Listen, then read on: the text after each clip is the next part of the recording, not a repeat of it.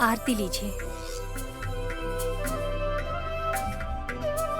जेठ जी, आरती लीजिए, आप और आपकी प्रेमिका भी।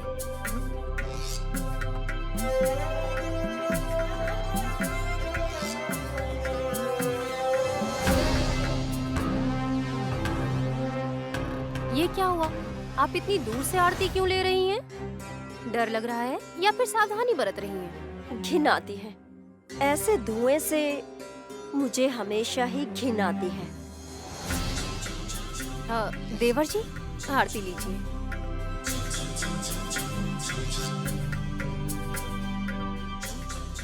मैंने बुलाने का तरीका बदला है, लेकिन इज्जत देनी कम नहीं की है। मतलब तुम मुझे आज से दीदी कहकर बुलाओगी ना? हाँ, इतनी अच्छी दीदी को आज से तहे दिल से हासनी दीदी कहकर बुलाऊंगी। बल्ले बल्ले, इसी तरह मुझे दीदी कहकर बुला रही हो तो मुझे सुन के ऐसा लग रहा है मेरी सगी बहन मुझे प्यार से दीदी कह के बुला रही हो।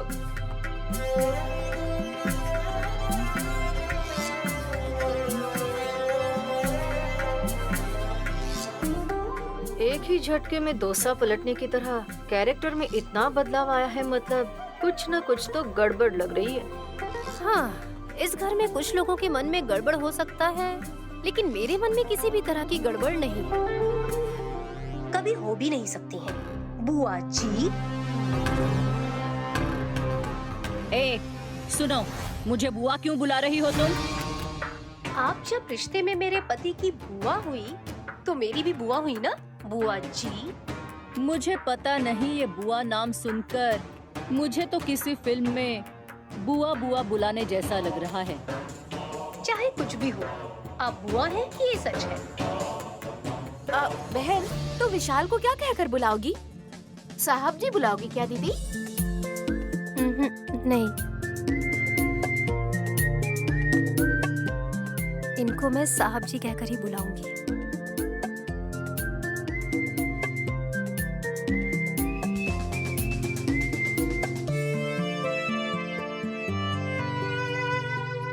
अरे बाप रे, शर्मा गई। बहन, इस तरह शर्माते हुए सिर नीचे कर रही हो तो बहुत ही ज्यादा प्यारी लग रही हो।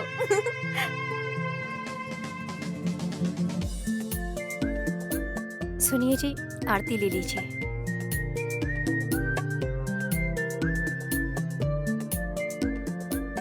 Best of luck. आज विजय एकादशी है, विष्णु भगवान का सबसे पसंदीदा दिन है। ये विजय तिलक लगाइए। आज से हमारे परिवार में सब कुछ अच्छा होगा, हमें विजय मिलेगी।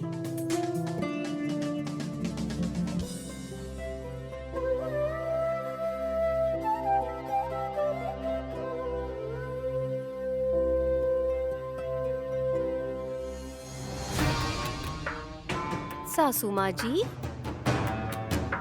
आरती ले लीजिए।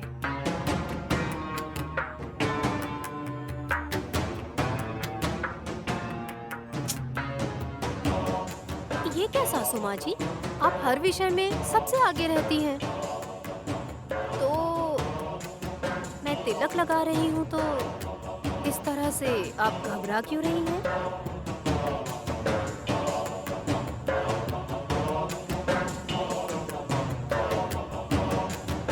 पता नहीं, इस रीति रिवाज वगैरह को देखकर हमें तिलक लगाने जैसा नहीं लग रहा, किसी बकरे को तिलक लगाने जैसा लग रहा है।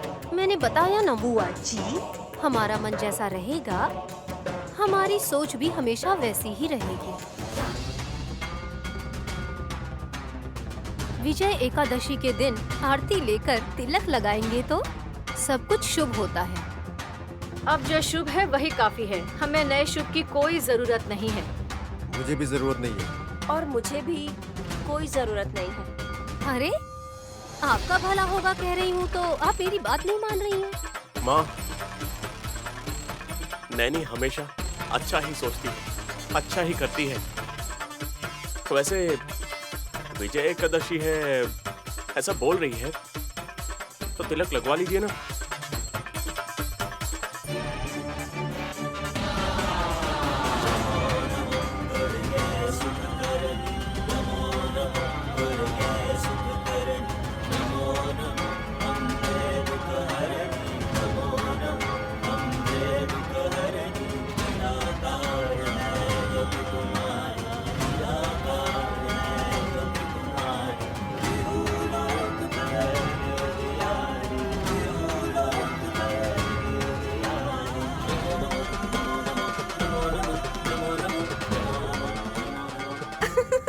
आज के बाद सभी बलि के बकरे बन जाएंगे।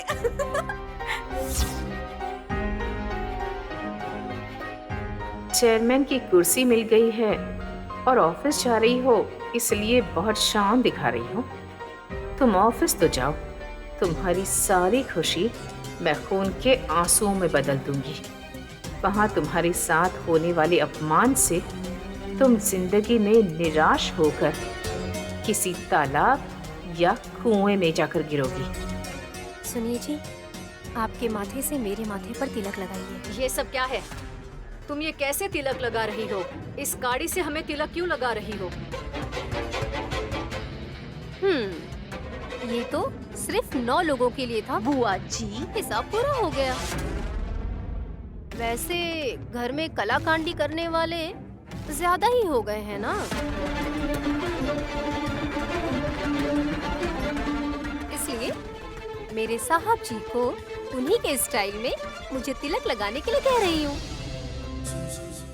सुनिए जी, तिलक लगाइए।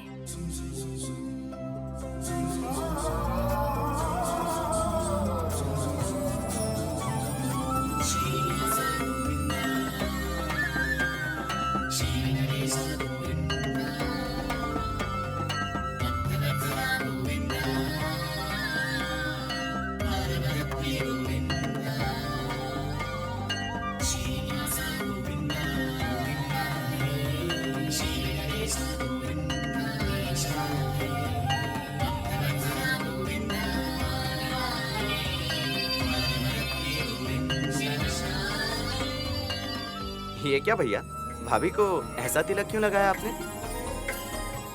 नैनी आज से ऑफिस की चेयरमैन बनकर नई जिम्मेदारियां निभाने वाली है। किसी भी तरह की अड़चन या रुकावटों के बगैर सफलतापूर्वक आगे बढ़ाने के लिए लगाया है। नैनी, ऑफिस का टाइम हो रहा है, जाके ड्रेस चेंज करके आओ। दीदी, भाभी, ऑल द बेस्ट दीदी। ऑल द बेस्ट भाभी। ऑल द बेस्ट बहन। Thank you. All the best बेटी। धन्यवाद। चलो नैनी।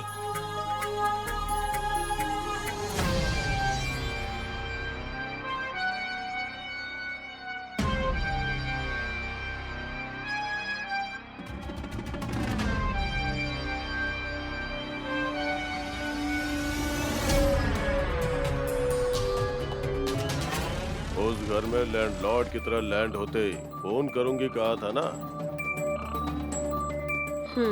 हाँ, तो मेरे कॉल करने तक तुम्हारा कॉल नहीं आएगा क्या?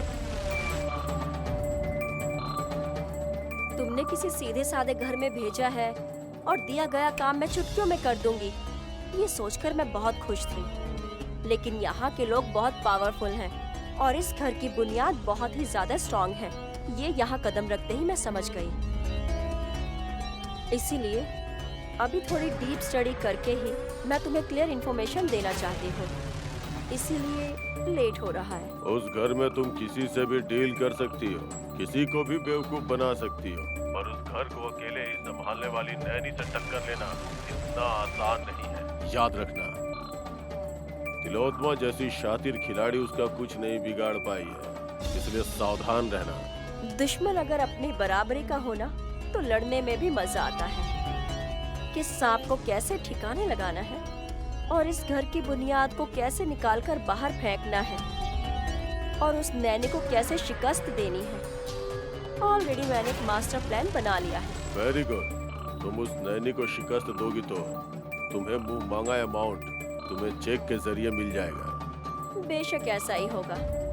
ऑलरेडी मैंने उस नैनी को शिकस्त दी है, समझो। अब तक मैंने उनके पावर को देखा है, आज के बाद मेरी पावर क्या है उन्हें दिखाती हूँ। तुम्हारी तरफ से दिए जाने वाली खुशखबरी का मैं इंतजार करूंगा। मेरा काम तो हो ही गया, समझो। तुम बस चेक रेडी रखना।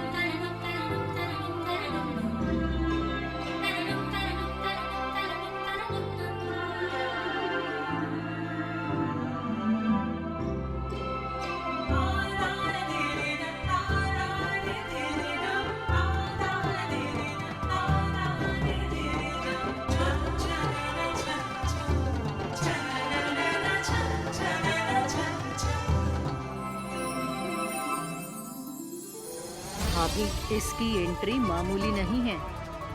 मैंने तो सोचा था ये काम वाली है, लेकिन अब देखो तो किसी महारानी से कम नहीं लग रही है।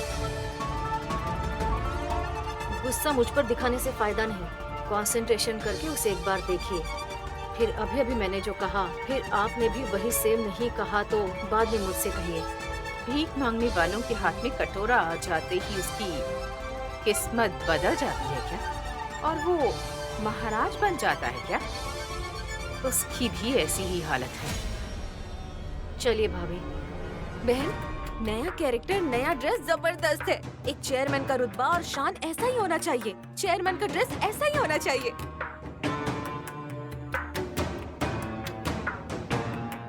लेकिन बहुत से लोगों को सोने के चेन में, साइकिल के चेन में फर्क ही मालूम नहीं होता। जैसे चेयरमैन का चेयर और घर का चेयर, उसे भी नहीं जानते। उस चेयरमैन की कुर्सी में कितनी शान से, कितनी जिम्मेदारी से बैठना है, उन्हें मालूम भी नहीं होता। मेरे लिए ये कपड़े साहब जी लेकर आए हैं हासनी दीदी। हाँ क्या? तुम सुपर हो विशाल। बहन के बारे में तुम हर पल कितना सोचते हो, कितना प्यार करते हो, इसे देखने से ही मालूम चल जाता है हमें।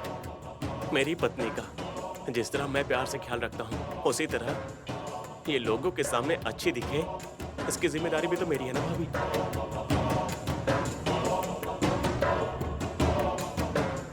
वाओ, क्या बात है। सुपर विशाल, तुम सुपर्ब हो। ठीक है, चलिए नैनी चलो।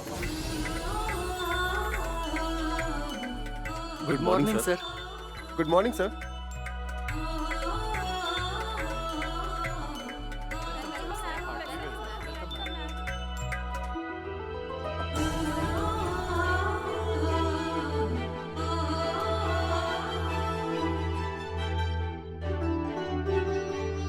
आप सबने इतने पैसे खर्च करके मुझे ये गुलदस्ता क्यों दे रहे हैं? आप ऑफिस में चेयरमैन बनकर आई हैं मैम। इस तरह गुलदस्ता देकर वेलकम करना फॉर्मेलिटी है मैडम। मैं आप सबको अपने परिवार का सदस्य समझकर एक बात पूछती हूँ, ईमानदारी से सच बताइएगा। जरूर पूछिए मैम, बताइए। जरूर पूछिए। आप में से कितने लोग ऑफिस से घर जाते समय अपनी पत्नियों के लिए फूल लेकर जाते हैं?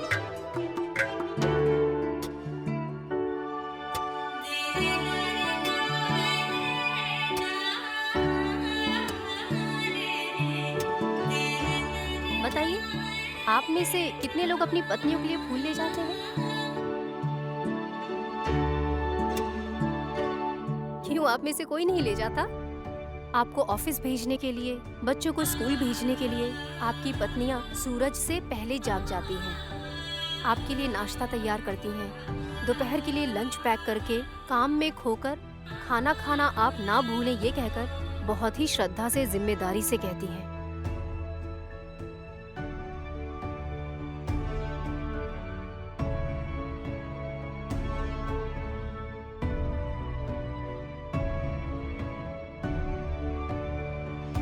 ऑफिस से आपके घर जाते समय आपके लिए कॉफी या चाय बनाती हैं, प्यार से आपका इंतजार करती हैं। आपके लिए हर पल बहुत ही श्रद्धा से काम करने वाली आपकी पत्नियां, उनके लिए 50 रुपए खर्च करके आप उन्हें फूल देंगे तो दुनिया की सारी खुशियां आपको उनकी आंखों में दिखाई देगी। वो सुकून भरी खुशी जो होगी, लाखों रुपए से खरीदे हुए सोने के गहने में भी उन्हें नहीं मिलेगी।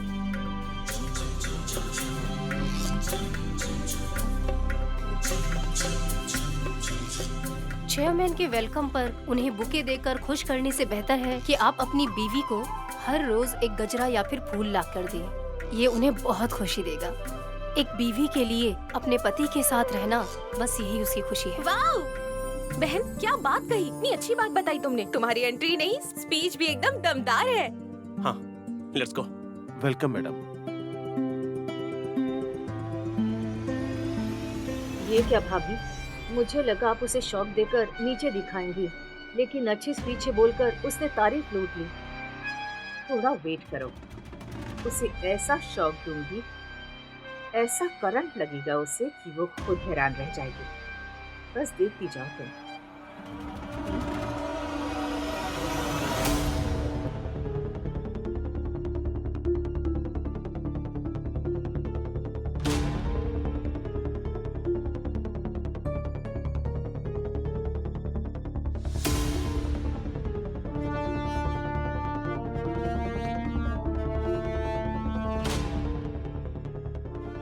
हमने ऑफिस के स्टाफ को दिवाली में बोनस दिया था मैडम, और ये ऑफिस के रिपेयर में खर्च हुआ था, और ये नए कंस्ट्रक्शन का बिल है मैडम। सारे खर्च के बिल इसमें है। जरा एक मिनट।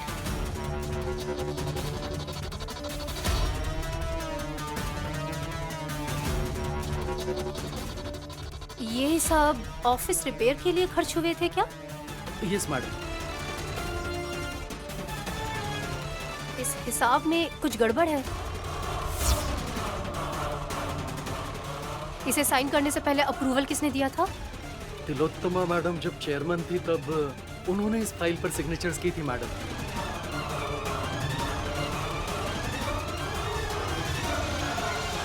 सारी प्रोसीजर्स 100% करेक्ट है मैडम, इसमें गड़बड़ होने का कोई चांस नहीं है।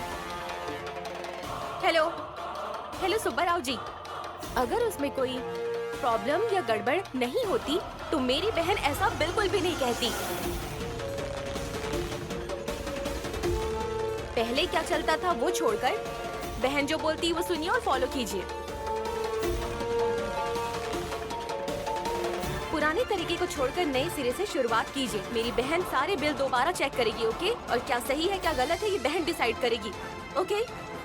कंपनी में चाहे 2% का काम हो या 200% का काम हो, सारी चीजों का पेपर उसमें स्टैंप लगा के समाधान बहन करेगी, ठीक है? ये सब तिलोत्तमा मैडम और उनके मैनेजर ने। मुझे किसी के नाम से मतलब नहीं, मुझे बस वजह चाहिए। 5,000 करोड़ का टर्नओवर है इस कंपनी का, फिर भी हम लॉस में जा रहे हैं। मार्केट में हमारी कंपनी का स्टेटस अच्छा है, हमारा नाम अच्छा है, फिर भी हम लॉस में क्यों जा रहे हैं?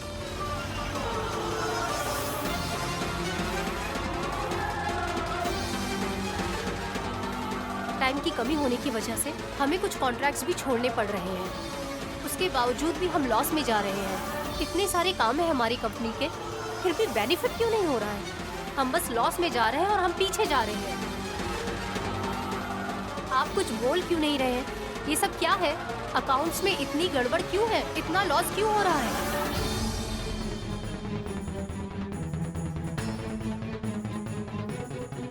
ये तो सबसे आई है, इनडायरेक्टली मेरे पीछे ही पड़ गई है। बोलिए सुब्बाराव जी, इस नुकसान के लिए कौन जिम्मेदार है? नैनी, जो भी हिसाब है वो सब कुछ माँ अच्छे से चेक करती है। माँ एक बार फाइनल कर दे, उसके बाद किसी भी तरह की प्रॉब्लम आने का कोई चांस ही नहीं है। मैं मानती हूँ कि सासू माँ जी ने सब अच्छे से चेक किया होगा, तो फिर ऐसी किसी प्रॉब्लम की कोई बात नहीं है। लेकिन एक बार आप भी चेक कर लेंगे तो सही रहेगा। ऑफिस क्लीनिंग के लिए 1 करोड़ रुपए खर्च हुआ।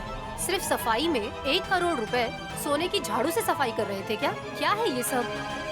अगर सोने की झाड़ू खरीदी है तो फिर हमें सच सच बता दीजिए, हो सकता है वो अच्छे से सफाई करे। अगर सोने की झाड़ू से भी साफ सफाई करेंगे तो भी इतना खर्चा नहीं आएगा बहन। और दीवारों पर पेंट करने के लिए 10 करोड़ रुपए लगाए। इतना खर्च करने के बाद भी पुरानी लग रही है। पेंट करवाया भी है या नहीं समझ नहीं आ रहा। 10 करोड़ खर्च करके। मुझे लगता है इन्होंने सपने में पेंट करवा के सबका बिल निकलवा लिया होगा बहन। सुब्बाराव जी, क्या है ये सब? हिसाब में इतनी गड़बड़ क्यों है? सर, ये सारा हिसाब तिलोत्तमा मैडम और उनके manager. Shut up! Just shut up! क्या बकवास कर रहे हो तुम? कहना क्या चाहते हो?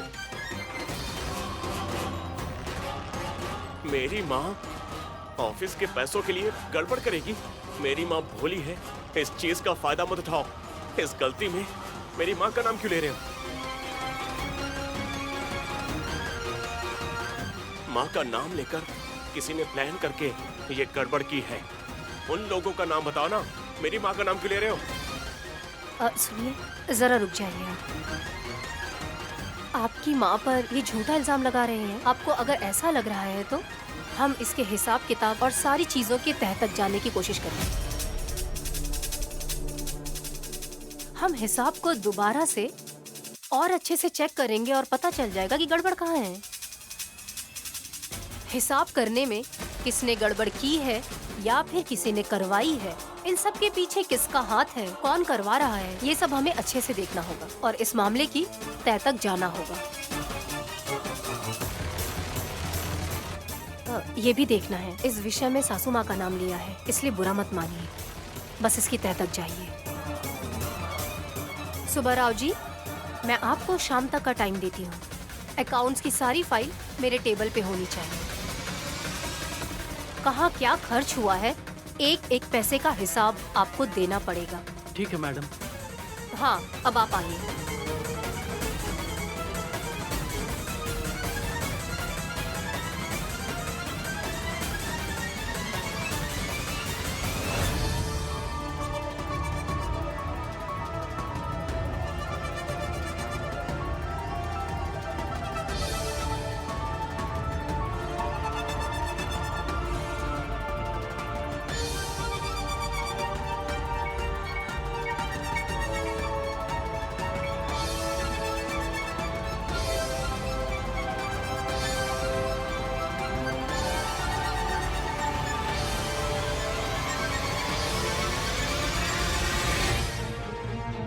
सुब्बाराव, ये क्या है? फाइल्स है मैडम।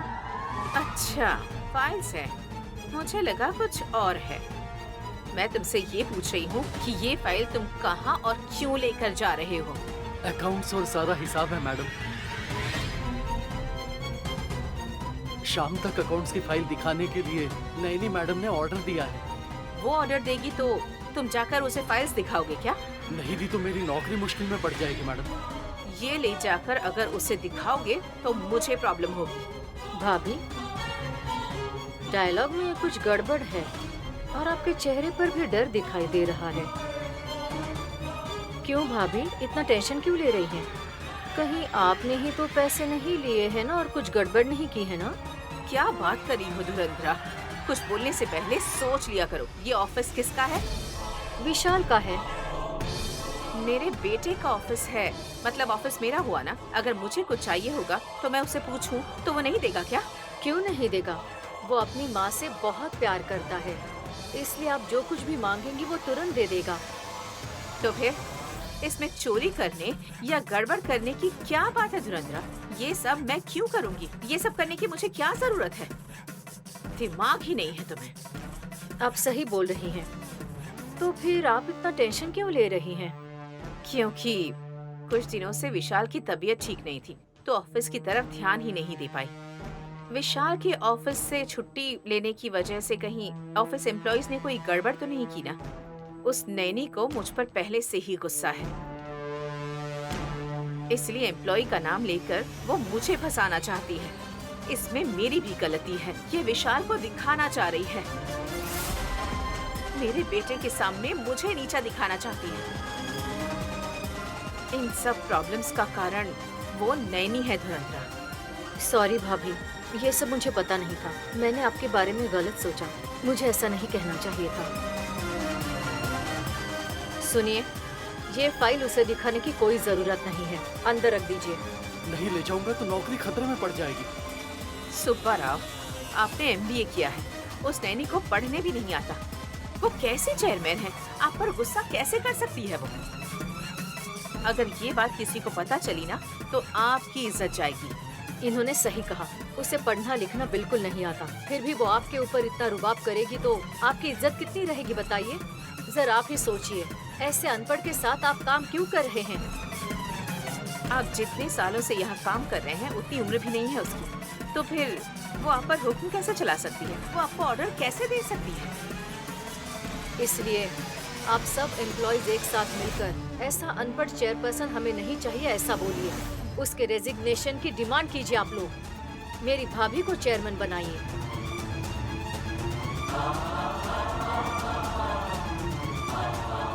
मैं आपको मैनेजर बनाने ही वाली थी, लेकिन ये नैनी बीच में आ गई। आप अब तक यहीं पर क्यों खड़े हैं? जल्दी से जाकर सब लोग मिलकर रेजिग्नेशन के बारे में बात कीजिए। ठीक है मैडम।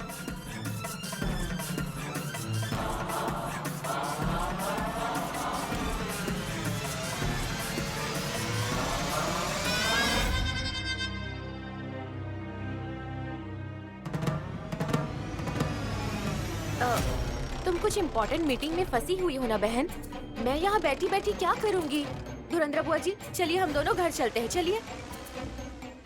तुम ये कैसी बातें कर रही हो? नैनी चेयरमैन के तौर पर आज पहली बार ऑफिस आई है। ये ऑफिस में कैसे काम करी है, सभी के साथ कैसे बर्ताव कर रही है, ये सब देखकर हम लोगों को खुश होना चाहिए। तो फिर हम लोग घर जाकर क्या करेंगे? घर पर जाकर दीवारें देखनी है क्या?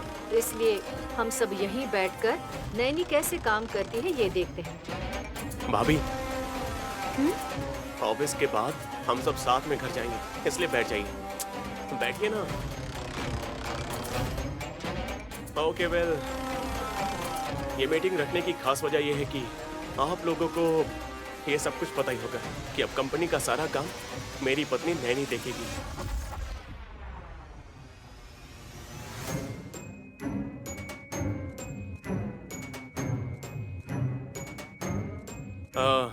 इससे पहले मेरी माँ जब चेयरमैन थी और उसके बाद जब मैं चेयरमैन बना तो आप सभी ने हमें बहुत सपोर्ट किया था ना, वैसे ही अब इस चेयरमैन नैनी को भी आप सभी लोग वैसा ही सपोर्ट करोगे। एट द सेम टाइम मैं अपनी कंपनी का एज एडवाइजर रहूंगा, तो हम सब साथ मिलकर चेयरमैन नैनी का साथ देकर इस कंपनी का अच्छा नाम करेंगे और आगे ले जाएंगे, बहुत अच्छा बेनिफिट लाएंगे। Am I clear? Sorry sir.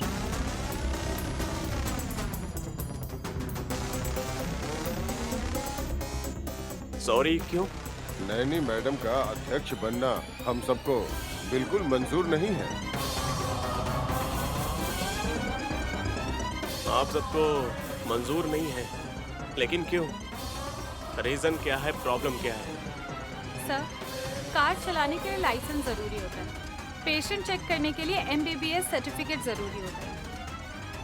ठीक वैसे ही बड़े कंपनी को चलाने के लिए पढ़ाई जरूरी होती है।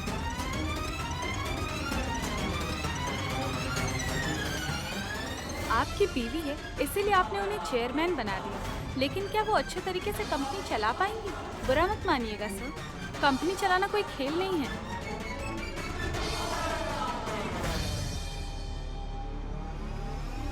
Sorry sir. नैनी मैडम को चेयरमैन बनाना हमें मंजूर नहीं है। सर, हमारी कंपनी का टर्नओवर 5000 करोड़ का है। हर मीटिंग में प्रेजेंट होना पड़ता है, सारे डॉक्यूमेंट्स पढ़ने होते हैं, क्या सही है क्या गलत है सब बताना पड़ता है। नैनी मैडम को तो मेल करना भी नहीं आता सर, उन्हें तो कोटेशन बनाना भी नहीं आता। विशाल सर, जिसे जीरो नॉलेज हो उसे चेयरमैन बनाना सही होगा क्या? आप ही बताइए। सही डिसीजन नहीं लिया तो कंपनी ठीक से चलेगी क्या?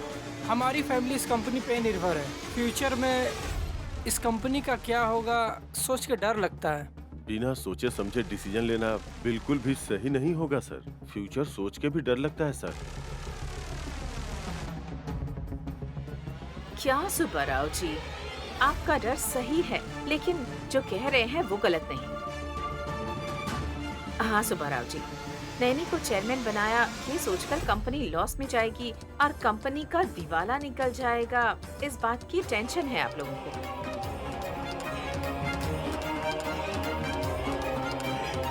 हमारी कंपनी बड़ी है, अगर कोई ऐसी मुसीबत आई या हम कहीं फंस गए तो मैं हूँ ना, मैं अपनी कंपनी के लिए इतना भी नहीं कर सकती हूँ क्या? मैडम, आप तो फिलहाल बोर्ड मेंबर भी नहीं है, आप किस तरह हमारी मदद करेंगी? ठीक है, मैं अभी बोर्ड मेंबर नहीं हूँ इसलिए कुछ नहीं कर सकती। मेरे पास ये अथॉरिटी नहीं है। मेरे पास नहीं है तो क्या हुआ? हाँ, मेरा बेटा विशाल तो है, वो सब कुछ संभाल लेगा। मैडम, सर के पास अगर वक्त होता तो सर ही तो चेयरमैन होते ना। नहीं मैडम, कंपनी को प्रॉफिट दिला पाएंगे इस बात का यकीन नहीं। उन पर भरोसा करके हम कंपनी का नुकसान नहीं कर सकते। हाँ, सुनिए सुब्बाराव जी, आप ऐसी बातें क्यों कर रहे हैं मैं बहुत अच्छे से समझ रही हूँ। मेरी बहन के चेयरमैन बनते ही कंपनी का पूरा हिसाब मांगा जाएगा तो तुम्हारा भांडा फूट जाएगा। इसी डर की वजह से मेरी बहन को चेयरमैन नहीं बनाना चाहते हो, यही बात है ना? बोलिए सुब्बाराव जी। देखिए, ये हमारी कंपनी है, हम जो बोलेंगे वही होगा। आप लोगों के हिसाब से बिल्कुल नहीं चलने वाली है चीजें। देखिए मैडम, हम इस कंपनी के एम्प्लॉयर हैं, नौकर नहीं। आप एम्प्लॉयर को सैलरी देते हैं, लेकिन इस कंपनी में हमारा भी कुछ अधिकार है। आप हमारी बात को समझिए।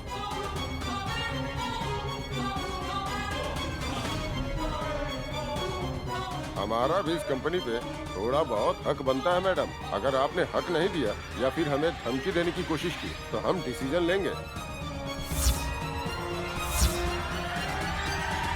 क्या कहा?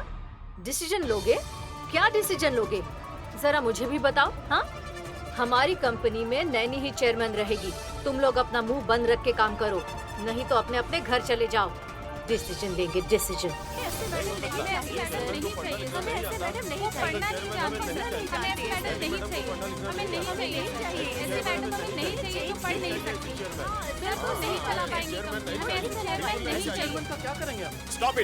Stop it, I said. What is this nonsense? क्या ये सब? क्या लगा रखा है यहाँ? सुनिए, आप जरा रुक जाइए, आप बैठ जाइए, मैं बात करती हूँ। नहीं सर, ऐसी चेयरमैन नहीं, हमें नहीं चाहिए। चेयरमैन हमें नहीं चाहिए। चेयरमैन हम क्या नहीं करेंगे? चाहिए। इससे इन्हें लिखना change पढ़ना नहीं कीजिए। आता, उससे क्या हाँ, करेंगे सर? ये बिल्कुल साइलेंस!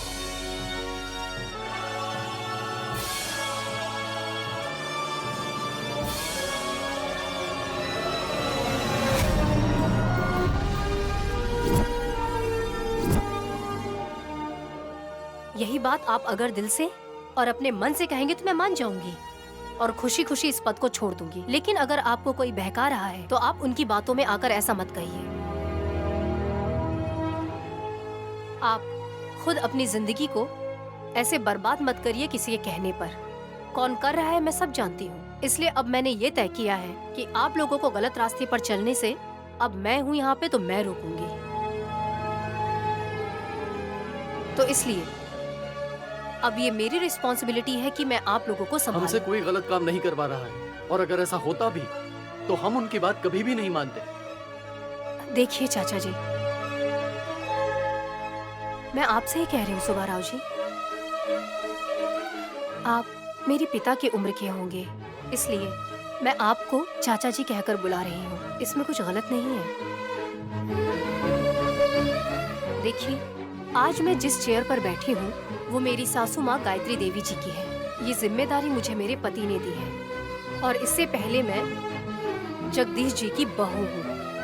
मतलब मैं अमीर हूँ। अगर मैं चाहूँ तो आराम से बैठकर खा सकती हूँ, कुछ काम करने की जरूरत नहीं। लेकिन मैंने कभी ऐसा नहीं सोचा। आप लोगों की सेवा करने के लिए ही भगवान जी ने मुझे इस परिवार में भेजा है ताकि मैं आप लोगों का भविष्य सुधार सकूं। आप लोगों को कभी कोई तकलीफ ना आए, मैं आप लोगों को ये यकीन दिलाती हूँ।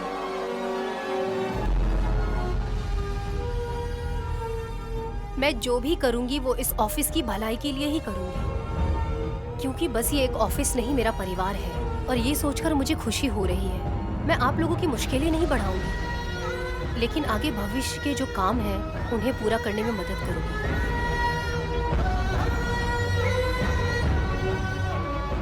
मैं जानती हूँ कि मैं अनपढ़ हूँ, पर विशालाक्षी माँ ने मुझे एक अच्छा दिमाग दिया है। देवी की कृपा से मैं इस कंपनी को प्रॉफिट दिला सकती हूँ।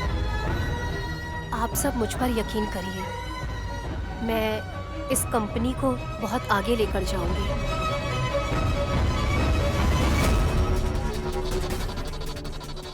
मैं समझ सकती हूँ आप लोग सोच रहे होंगे कि एक अनपढ़ लड़की कैसे कर सकती है।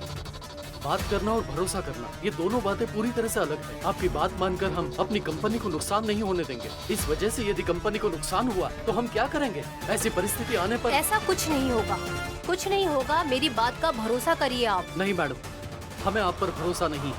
आपका चेयरमैन बनना हमें मंजूर नहीं है। इस कंपनी की चेयरमैन मैं ही रहूंगी। आप लोगों को कोई दिक्कत है क्या? हम तो हम सब स्ट्राइक मिलकर करेंगे स्ट्राइक मैडम, करेंगे। हम हम सब लोग मिलकर स्ट्राइक स्ट्राइक करेंगे।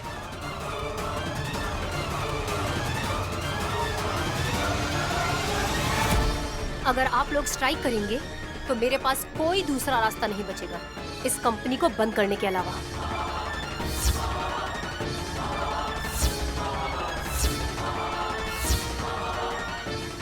इस कंपनी के बंद होने से हमारा कोई नुकसान नहीं होगा। उसके बाद हम एक नई कंपनी शुरू करेंगे, उसको आगे बढ़ाएंगे। नुकसान होगा आपका। आप हमें धमकी दे रही है क्या? जितना मेरा अनुभव है उतनी आपकी उम्र भी नहीं है। आप कंपनी बंद करने की बात करेंगी तो हम सब मिलकर आपके पैर पकड़ेंगे, ऐसा सोचा आपने? दूसरी कंपनियों का सहारा लेकर हम कोर्ट में चले जाएंगे, कोर्ट का ऑर्डर लेकर हम खुद कंपनी चलाएंगे। चाचा जी, सही कहा आपने। जितना आपका एक्सपीरियंस है उतनी मेरी उम्र भी नहीं। मैं मानती हूँ इस बात को, लेकिन इतनी जल्दबाजी में आप एक बात भूल गए हैं, इसलिए आप इस जल्दबाजी में ऐसे फैसले मत लीजिए। कौन सी बात? कोई कंपनी लॉस में होती है तो उसे क्लोज करने का हक सिर्फ उनके मालिकों का ही होता है। अगर कोई कंपनी लॉस में है तो उसे चलाने के लिए कोर्ट भी अलाउ नहीं करता है।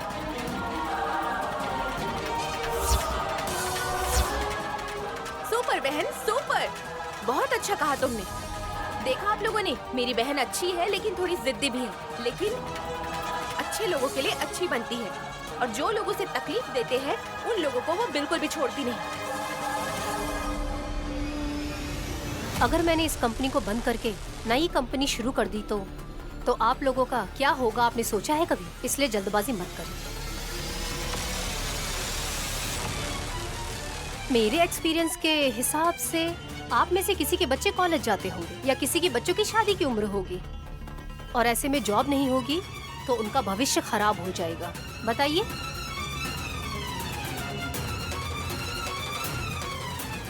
मैं फिर से कह रही हूँ आपसे, मेरे अनपढ़ होने की वजह से कंपनी को कोई प्रॉब्लम नहीं होगी और आपके जॉब के लिए भी कोई दिक्कत नहीं आएगी। अगर भरोसा है तो आप लोग अपना काम शुरू कर दीजिए, और अगर नहीं है तो जैसा आपको लगता है तो आप स्ट्राइक कर सकते हैं। आगे जॉब करनी है या फिर जॉब छोड़कर घर चले जाना है, ये मैं आप लोगों पर छोड़ती हूँ। आप जल्द से जल्द निर्णय ले लीजिए, नौकरी करनी है या स्ट्राइक करनी है।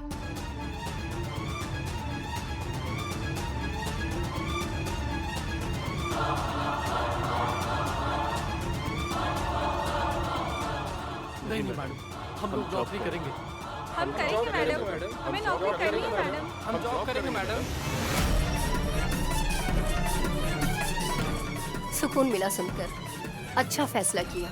इस खुशी के मौके पर मैं आप लोगों को शिवरात्रि पर आपको बोनस दूंगी, ये तय किया है। तुम पागल हो गई हो क्या? क्या बकवास किए जा रही हो तुम? ये बोनस वगैरह दशहरा और दिवाली में देते हैं। हम हर त्योहार पर बोनस देते रहेंगे तो कंपनी का दिवालिया निकल जाएगा, समझी तुम? अगर तुम किसी बारे में जानती नहीं हो ना तो उस मामले में ना ही पड़ो तो बेहतर है, वरना हमारी इस कंपनी को ताला लग जाएगा तुम्हारी वजह से। बेटा विशाल, तुम एक बार सोच लो। एम्प्लॉयज अगर खुश रहेंगे तो 1 घंटा एक्स्ट्रा काम करेंगे और कंपनी को फायदा होगा। इससे कंपनी को ज्यादा प्रॉफिट दिलाने के लिए ये और ज्यादा मेहनत करेंगे। मैंने जो आज निर्णय लिया है वो हम सब के लिए सही है। कंपनी के प्रॉफिट के लिए मुझे ये कदम उठाना पड़ेगा। अगर कंपनी लॉस में जाएगी तो इससे किसी का फायदा नहीं होगा, ना एम्प्लॉयज का ना हमारा।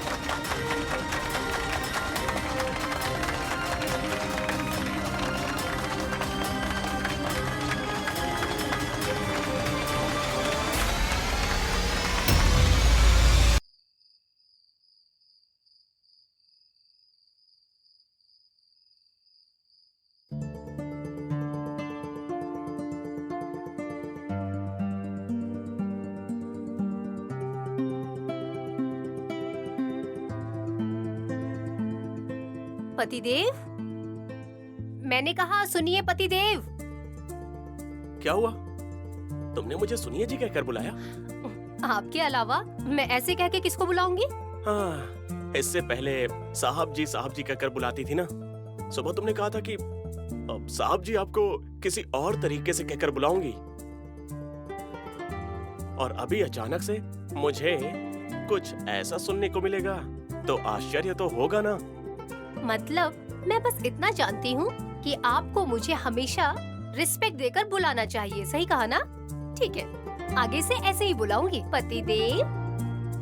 वाह, सुनने में बहुत अच्छा लग रहा है, ऐसे ही बुलाया करो। जब घर में हम दोनों घर में अकेले होंगे तब मैं आपको पतिदेव ऐसे कह के बुलाऊंगी, और घर में जब सब होंगे तब मैं आपको सुनिए जी ऐसे बुलाऊंगी। सही कहा ना पतिदेव जी? तुम जैसे भी बुलाती हो मुझे हमेशा अच्छा लगता है, क्योंकि उसमें एक प्यार और आदर होता है। जिंदगी में इसके अलावा और क्या चाहिए नैनी? नैनी, 1 मिनट तुम ऐसे ही खड़ी रहना, ठीक है? क्यों साहब जी? रुको तो सही, बताता हूँ। ये सब क्या कर रहे हैं आप? मैं ऑफिस की चेयरमैन और अपनी पत्नी की नजर उतारने जा रहा हूँ। मुझे किसकी नजर लगेगी पतिदेव जी? अरे नजर क्यों उतार रहा हूँ? तुम मुझसे इस तरह से क्यों पूछ रही हो? ऑफिस में तुम्हें हर किसी की नजर लगी होगी। सभी का ध्यान मेरी नैनी पर ही था। सबसे पहले तो वो मेरी बुआ की नजर है ना, वो अच्छी नहीं है। कहीं मेरी मैडम जी की तबीयत खराब हो गई तो? और आपकी माँ की नजर? मेरी माँ की आंखों में सिर्फ और सिर्फ प्यार है नैनी, भला उनकी नजर कैसे लग सकती है? आपकी माँ आपको प्यार दिखाकर सिर्फ धोखा दे रही है, आप समझ नहीं पा रहे हैं। नैनी, हाँ? क्या हुआ? क्या सोच रही हो? नहीं साहब जी। नैनी, इन सब के बारे में तुम जानती हो ना? अगर लाल मिर्च से नजर उतारेंगे तो बुखार कभी नहीं आता है। खाने से नजर उतारेंगे तो उल्टी या फिर चक्कर कभी नहीं आता है। और इस तेल से अगर हम नजर उतारेंगे तो बुरे सपने कभी नहीं आते हैं। आप तो भगवान को मानते ही नहीं है ना, तो फिर इन सब चीजों को कैसे? जब मैं छोटा था तब मेरी माँ ऐसे ही मेरी नजर उतारा करती थी। मेरी माँ को ऐसा करते हुए देखकर मैंने भी उनसे यह सीख लिया। शहर वालों की नजर से, गांव वालों की नजर से और किसी अनजान की नजर से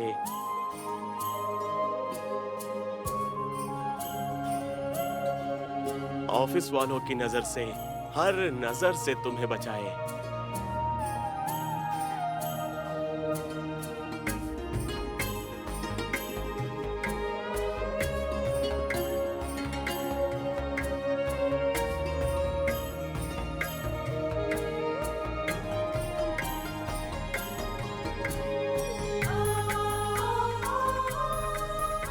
पतिदेव जी, क्या हुआ? ऐसे क्यों देख रहे हैं?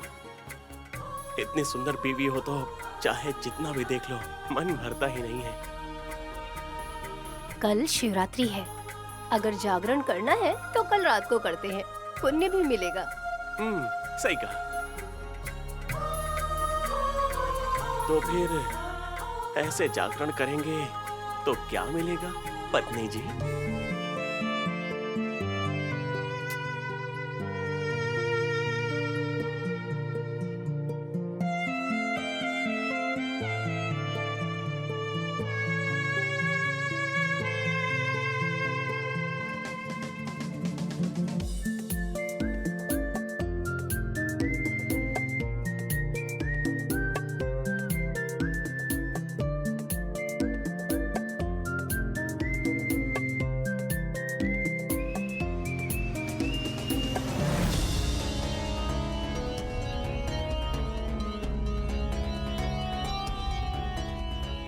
कस्सी डार्लिंग, क्या चाहिए तुमको? मैं मंगवाता हूँ। मैं जो चाहती हूँ वो दोगे? तुम ऑर्डर करो डार्लिंग, तुम्हें जो भी चाहिए मिल जाएगा। खून चाहिए मुझे।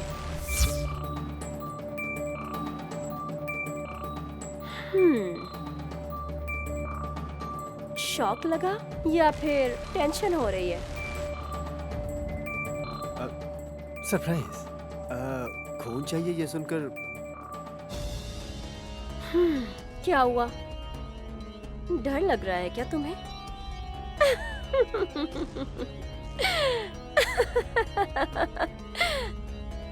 कूल बेबी, टेंशन मत लो। वीकनेस थी तो मैंने फैमिली डॉक्टर से फोन करके पूछा तो उन्होंने मुझे कहा कि खून की कमी है, इसीलिए खून की बात कर रही थी मैं। तुम्हारा खून नहीं पीऊंगी बेबी, तुम मत डरो। डर मुझे क्यों लगेगा डार्लिंग? हाँ, एक कहावत है ना, जो अपनी सगी माँ को एक वक्त का खाना नहीं दे सकते, वो सौतेली माँ को सोने की थाली में खाना देते हैं। अपनी बीवी को देने के लिए इनके पास वक्त नहीं है, लेकिन इसके लिए अपने शरीर से खून भी निकाल कर दे देंगे, है ना? पागल की तरह बात करोगी ना तो तेरा खून निकाल के दे दूंगा। Cool baby, cool. जो इंसान गुस्से में होता है उसे और गुस्सा नहीं दिलाना चाहिए, उसे तो छोड़ देना चाहिए। तेरे सिवा यहाँ पर कोई है भी नहीं जिसे छोड़ देना चाहिए। और तू जिस तरह की बात कर रही है वो तुझे शोभा भी नहीं देता है।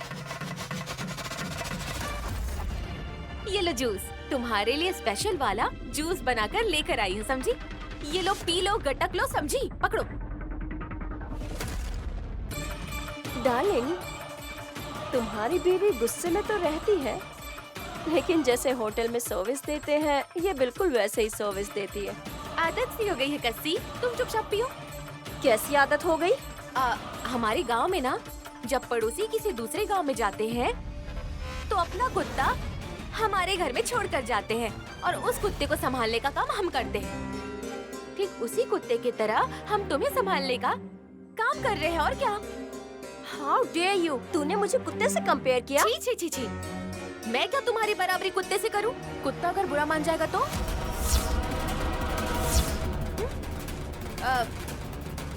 जो होगा तो देख लेना। अभी चुपचाप जूस पी लो। तुम अपनी फालतू बकवास बंद करो और यहाँ से चली जाओ। डार्लिंग, तुम जूस पी लो।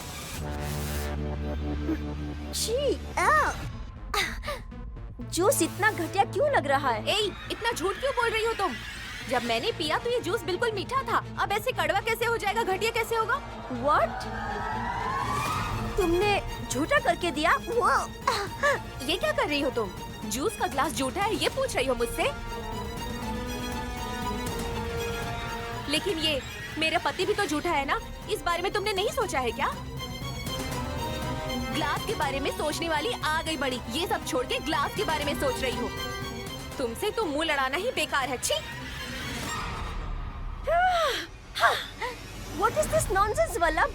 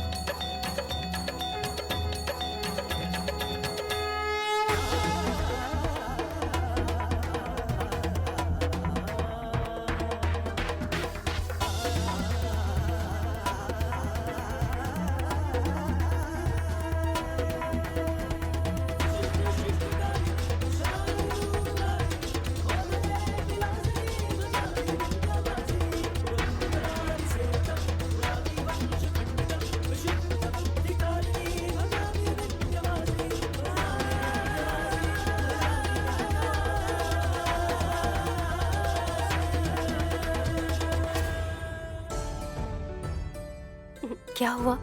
ऐसे क्यों देख रहे हैं आप? नैनी, कार से आते समय मैंने तुमसे बोला था ना कि आज तुम बहुत ज्यादा सुंदर और स्वीट दिख रही हो।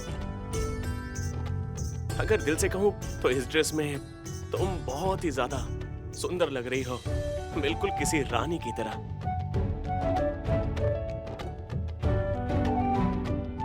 वैसे मैं सच कहूँ तो तुम इतनी सुंदर लग रही हो कि मेरे पास कोई शब्द ही नहीं है। हाँ विशाल, बिल्कुल सही कह रहे हो तुम। इन कपड़ों में मेरी बहन तो बहुत ही ज्यादा सुंदर लग रही है। कौवा भले ही मोर के पंख लगाए, लेकिन आखिर वो एक कौवा ही रहेगा ना। धुरंधरा बुआ जी, आप खुद के बारे में ठीक से तो समझ नहीं पाती हैं और दूसरे के विषय में इस तरह की बातें कैसे समझ पाएंगी? हमारे बुजुर्ग कहते हैं कि साड़ी पहनकर मंदिर जाना ही अपनी परंपरा है। फिर भी कुछ लोग कैसे भी कपड़े पहनकर आ जाते हैं। सुनिए बुआ जी, इसलिए कहती हूँ आपके पास दिमाग नहीं है। ए हास, यस, और नहीं तो क्या बोलो बुआ जी, आज महाशिवरात्रि है तो शिव जी को तांडव करना बहुत अच्छा लगता है। और आज भोलेनाथ जी को प्रसन्न करने के लिए मेरी बहन आज नृत्य करने वाली है।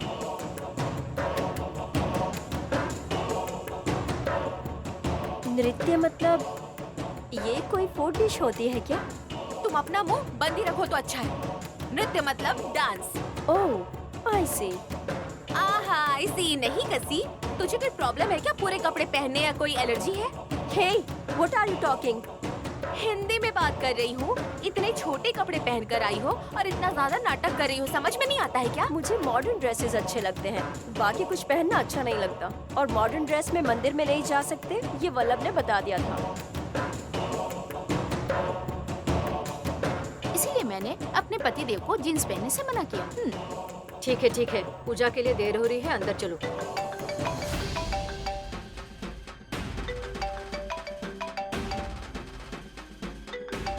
कोई फोन कर रहा है ना, उठाकर बात क्यों नहीं करते? हेलो, हाँ सुन रहा हूँ। ओके, पहले से ही फिक्स हुआ है। हमारी जो बात हुई है वो डील के हिसाब से ही रखते हैं।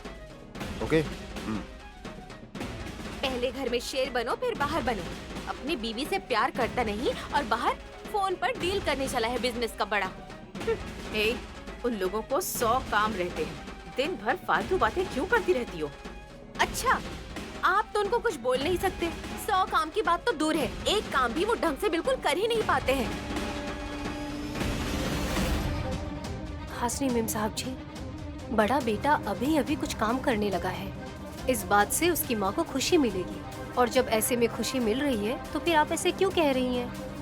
बहन, तुम भी उनकी जाके तरफदारी कर रही हो। उन्हीं के लाड प्यार ने उन्हें पहले से ही बिगाड़ दिया है।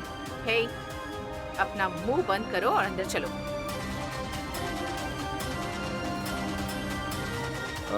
बोलिए, क्या कुछ इम्पोर्टेंट काम है? अर्जेंटली बात करनी है? ठीक है, 1 मिनट दीजिए, मैं दोबारा आपको कॉल करता हूँ। माँ, मुझे एक इम्पोर्टेंट कॉल करना है, आप लोग चलो, मैं आता हूँ। क्यों भाई, ऑफिस से रिलेटेड कोई काम है क्या? नहीं विशाल, दूसरे बिजनेस के सिलसिले में बात करनी है। आप लोग अंदर चलिए, मैं आता हूँ। कोई गलती हो गई होगी तो शिव जी माफ भी कर देंगे। अब आ गए हैं आप यहाँ पे तो भगवान के दर्शन कर लीजिए, पाप होंगे तो धुल जाएंगे। मुझे सब पता है, तुम पहले अंदर जाओ। कसी, तुम भी जाओ। नहीं, हम साथ चलते हैं। नहीं, तुम चलो, मैं आ रहा हूँ।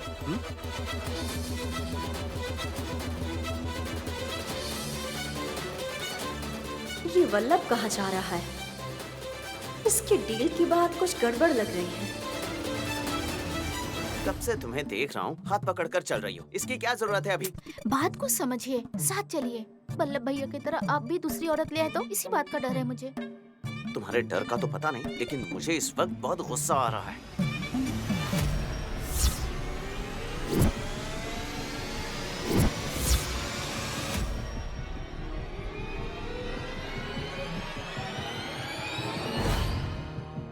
हाँ बोलिए।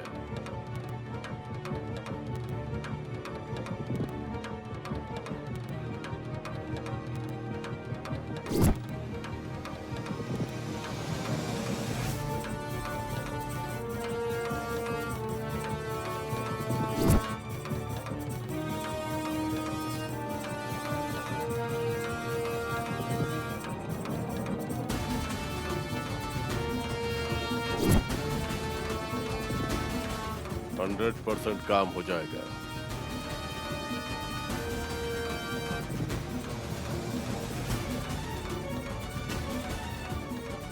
सर नमस्ते। नमस्ते। प्लान पता है ना? मैडम ने बताया सर।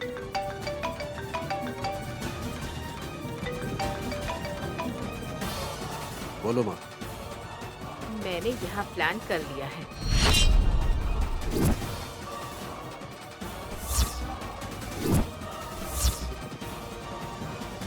पूजा के समय जो बर्तन इस्तेमाल होगा उसमें मैंने जहर डाल दिया है। पूजा करते वक्त पुजारी उस बर्तन से सबको पानी पीने के लिए देते हैं। उस समय वो पानी पहले विशाल पिएगा। ये पानी पीना अच्छा होता है ऐसा कहकर मैं उसे जहर पिलाऊंगी और विशाल तो कभी मुझे मना कर ही नहीं सकता। उसके बाद का प्लान याद है ना? हाँ याद है माँ। आपके प्लान ए कंप्लीट होते ही मैं यहाँ प्लान बी तुरंत स्टार्ट कर दूंगा। जहर पीते ही विशाल को बाहर भेजने का काम मेरा है और जैसे ही वो बाहर आएगा तुम लोग उसे इतना मारना कि खून न निकले पर वो उसी वक्त बेहोश हो जाए और यहाँ से कहीं दूर ले जाकर फेंक देना। मैं सबसे कह दूंगी कि गलती से विशाल का पैर फिसल गया। अब ये सारी बातें पोस्टमार्टम में ना पता चले, इसलिए हमें कुछ सोचना पड़ेगा। ठीक है माँ, अभी गेम स्टार्ट हुआ है, वो फिसल कर गिर गया, ये बात पुलिस को भी बताएंगे। ए वल्लभ, उसे हमारी जिंदगी से दूर करना है। विशाल मर जाना चाहिए और नैनी विधवा हो जानी चाहिए। ये बहुत अच्छा मौका है उस नैनी को हमारी जिंदगी से दूर करने का। ये प्लान बिल्कुल भी मिस नहीं होना चाहिए हमारे हाथों से। ठीक है माँ, वो विशाल मर चुका है। ये खुश खबर जल्दी आपको मिल जाएगी, ये सुनने के लिए रेडी रहना।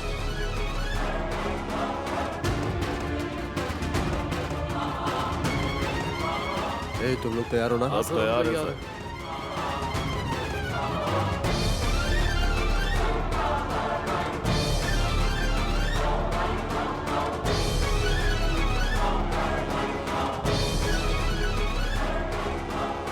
बेटा विशाल, जहर तुम्हारी राह देख रहा है। जल्दी से जहर पीकर मर जाना। जल्दी जल्दी करो बेटा।